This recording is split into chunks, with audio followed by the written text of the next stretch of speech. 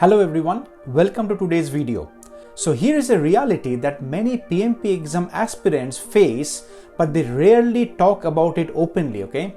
Failing the PMP exam on their first attempt. And if you are watching this video, there is a good chance that you might be one of them. Now, no shame in it, okay? The PMP exam is indeed a quite difficult exam, okay? Or if you are watching this video, you might be preparing for the PMP exam. However, you are concerned about the possibility of failing the PMP exam. Now, failing the PMP exam can feel devastating, right? You have invested months of preparation, hundreds of dollars, and probably told your colleagues and families and friends about your certification plans. The disappointment is real, okay? And it's completely normal to feel frustrated or even question whether project management is the right career path for you. However, on the other side of the spectrum, here is what most candidates who are preparing for the PMP exam do not realize. Failing the PMP exam is actually more common than you think, okay? And more importantly, it can become your biggest learning opportunity if you approach your recovery strategically.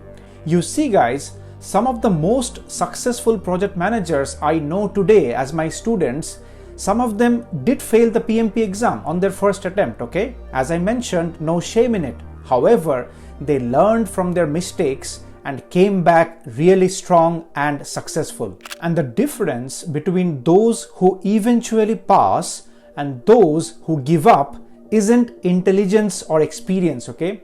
It's having the right recovery plan and understanding exactly what went wrong in the first attempt. And that needs a razor sharp analysis strategy. So today in this video, I am going to walk you through a comprehensive PMP recovery plan based on real exam failure experiences from candidates I have coached over the past 5 years. And believe me, the insights I'll share from these experiences will probably surprise you, because the reasons most candidates fail the PMP exam, it has to do very little with what they think went wrong, okay? Or let's say many of the PMP exam aspirants who failed in their first attempt did know the subject very well, okay? So in this video, let's take a deep dive into it and turn the possible setback in your PMP exam into your comeback. Okay, so let's start with the first critical area, identifying the themes and patterns from your failed exam attempt. Now here is something most candidates don't realize. PMI scorecard after your exam is practically useless for a meaningful recovery planning, okay? It gives you very generic performance ratings like below target or needs improvement across domains and your subdomains, but it will not definitely tell you the reasons why you struggled, okay? Hence, it may be data heavy, okay, no questions around it, but no practical actions could be driven out of the exam scorecard. So instead of analyzing that vague PMI scorecard, you need to focus on the actual emotional and decision-making patterns you experienced during the exam. See guys, I have coached hundreds of candidates who have passed their PMP exam, and many of them were not able to pass the PMP exam as well, okay? And that is absolutely fine. However, there are 3 dominant themes that consistently emerge from the candidates who were not able to pass the PMP exam in their first attempt, okay? And this is what the learning you should take with you as a part of this video. So the first theme is 2 very close answer choices dilemma. Most candidates report that out of the 4 answer choices that you get as a part of your question, they can eliminate 2 options very quickly, okay? However, they get stuck with choosing between the remaining 2 answer choices. Now, this isn't a knowledge gap, okay? It's a decision-making fatigue. You know enough to narrow it down to 2 options, but you lack the framework to make the final call confidently. The second theme is chronic second guessing. Many candidates keep on changing their answer choices during the review of a particular set, which often leads to mistakes, okay? So think about it if you have already appeared for the PMP exam and you have failed, okay? Were you constantly doubting your initial instinct and answering an answer choice and then sort of going back and changing your answer option. Okay, this will indicate either underconfidence in your preparation or the underlying exam anxiety affecting your decision making judgment. Okay, the third theme is emotional state during the exam. Again, if you have failed the PMP exam, go back to that day. Okay, were you feeling overly confident, thinking that okay, this is easier than I expected? Okay, or were you really panicking, feeling like every question was trying to catch you out? Needless to say, your emotional state directly impacts your decision making quality on the day of your exam. Now, here is how to overcome these patterns. Okay, for the 2 close answer choices challenge, this is exactly what I address regularly in my YouTube member community posts. I share specific frameworks for breaking the ties between similar answer choices, focusing on PMI's perspective versus real-world experience, and how you can arrive at the correct answer choice from 2 very close answer choices. So the community discussions in my YouTube study group gives you practical strategies that mock exams simply cannot provide. Okay, so if you're interested, you might check it out. I have kept the prices of this community extremely affordable. Now, for the second guessing patterns, start reading every word within the answer options. Many a times, the presence of a single word or a phrase can make or break an answer choice. Now, in my monthly Q&A sessions on YouTube, I have discussed such case in points multiple times across multiple questions. So make sure you watch those training videos, which are of course for free. However, just as an example to understand the case in point, whenever you are evaluating answer choices, pay very close attention to superlatives such as all, must, none, etc. Okay, for example, an answer option might say the project manager needs to get sign off from all stakeholders, which is practically not feasible. Okay, you cannot get sign off from all the stakeholders in your project. Okay, so it's a high chance that this answer choice is incorrect. Again, go back to my monthly Q&A sessions and I have discussed loads of examples like this to help you understand and find out these patterns in your answer option choices in the PMP exam. Now finally, for emotional management, practice maintaining consistent pace and confidence regardless of the question difficulty. Remember that a pass is a pass in the PMP exam. Okay, no one really cares if you had a 99% accuracy or an 80% accuracy whilst you are solving the questions. Okay, so stop wasting time in your exam by over analyzing stuff. If you really cannot come to a conclusion, make a guess and move on. If you are finding this video helpful, guys, please hit that like button and subscribe to this channel, PMP with Ray. Your support really helps to grow this channel. Now moving on to the second critical area, rebuilding your study strategy based on time management failures in your first attempt. Now guys, here is an uncomfortable truth that most failed candidates in the PMP exam do not want to acknowledge. The mismanagement of time during the exam is actually the most common reason for PMP exam failures. Okay, even more than the actual subject matter expertise or having any knowledge gap which has led to a failure. You see, in my experience over the past 5 or 6 years, I have coached candidates who knew their material inside out. Okay, they were scoring consistently above 80% in their mock exams, but they still failed the exam because they couldn't manage the exam's time pressure effectively. I have had students tell me that they blanked out on their first question, or in another scenario, spent the entire first set of 60 questions reading and rereading every question, and that derailed the entire exam for them. Okay, so here is the reality. You have 230 minutes to complete 180 questions, which means approximately 1 minute and 17 seconds per questions precisely.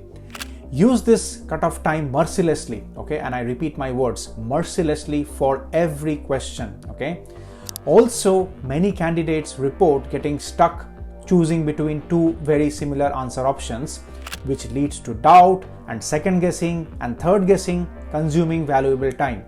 Now, how to avoid the same, we have already discussed in this video. Additionally, let me share some proven strategies to manage your time even better during the PMP exam.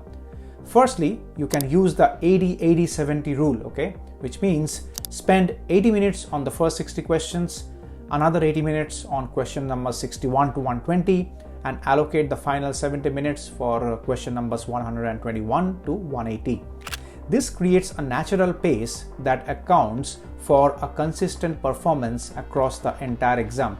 And whilst you are doing that, keep that figure of 1 minute 17 seconds per question as mercilessly as you can in your mind, so that whilst you are solving a question, you do not go down the rabbit hole for that question and lose like 5 or 10 minutes in a single question, and that totally blows your mind off, and then you are in a state of panic, and then when you move on to the next question, that panic actually starts accumulating. Okay, so avoid that trap and use that figure of 1 minute 17 seconds as a cutoff time for any question. And as I mentioned, even if you are not sure, please mark an answer choice and move on. Now, another strategy could be answering all the easy questions first and marking the difficult ones for later, okay? Ensuring you read each question carefully before answering, okay?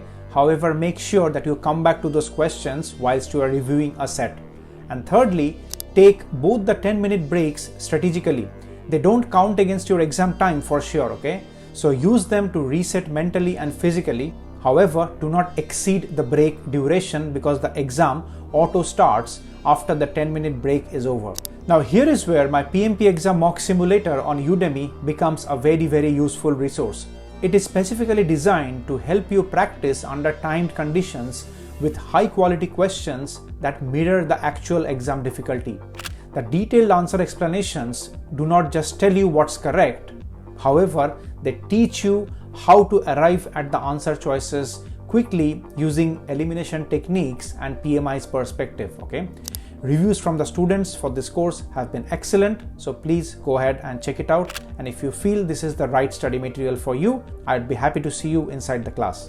Now let's tackle the third critical area, psychological recovery and mindset transformation, okay, which is extremely crucial for a PMP exam retake. So here is something you need to understand very clearly, okay? Failing the PMP exam doesn't determine your abilities as a project manager. You see guys, I know many exceptional project managers, people who have delivered multi-million-dollar projects successfully across the globe, leading complex programs and building stellar careers, yet they don't hold even a single certification. So the pass or the fail outcome of this exam has very little correlation to how good you are as a project manager in real life, okay? Hopefully this makes sense to you. See guys, I understand, okay? It can be a devastating blow to your ego anytime you fail at something, okay? Let alone the PMP exam. However, this is exactly where the real transformation for you begins.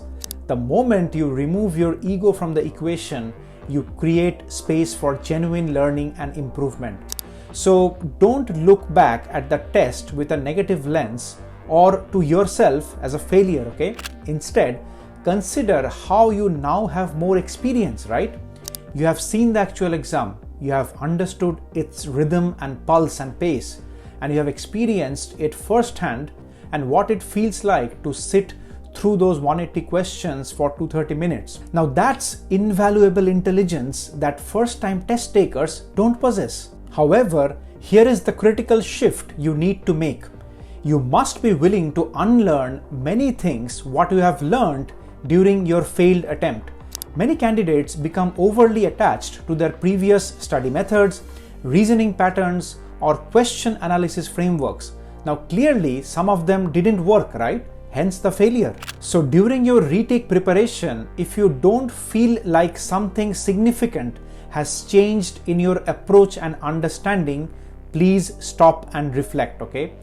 Don't keep on using the same things that you did last time and expect a different result. As Einstein had said, insanity is doing the same thing over and over again but expecting different results. Now, this psychological shift requires only one thing, okay? Only one, and that's humility. You need to start with a positive attitude and an alert, clear mind as you prepare for your PMP exam retake. Instead of blaming the exam system or blaming PMI's approach or external factors, accept that your preparation strategy needs fundamental changes. Start fresh with an open mind, ready to embrace new perspectives and methodologies. Only then you can truly benefit from the hard-earned wisdom that comes from your initial failed attempt of your PMP exam. Make sense? So as you prepare for your next attempt, guys, keep this truth close to your heart. An exam is simply one checkpoint on your journey. It never defines your potential as a project manager, or on the other side of the spectrum, diminishes the value you bring to every project that you touch as a project manager. So approach your next attempt of the PMP exam with confidence. You are not just taking an exam, okay? You are claiming the credential that reflects the expertise you have already demonstrated countless times as a great project manager. All the best for your PMP exam. And if you are preparing for a retake of the PMP exam, all the best to you as well.